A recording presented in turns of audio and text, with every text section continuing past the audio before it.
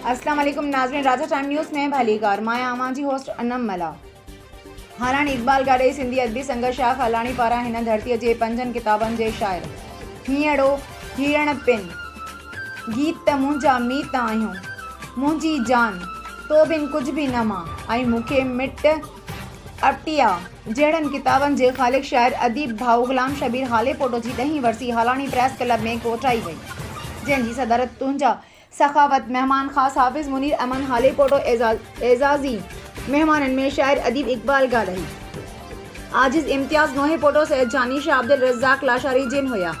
ग़ुलाम शबीर जी शख्सियत ते ॻाल्हाईंदे चयो त शबीर जी शाइरी जज़्बन एहसास वारी शाइरी आहे। शबीर हाले पोटो जी शाइरी में सिंध सां ॿोली सक़ाफ़त जी मोहब्बत सां भरपूर थियल आहे। शाइर शरीफ सूमरो स्टेट सेक्रेटरी जफराज़ ॾींदे शाहनवाज़ शाहन इस्माइल सियाल मिस्किन असद सूमरो नादम इम्तियाज़ नज़ीर हाले पोटो गरीब अयाज़ लाशारी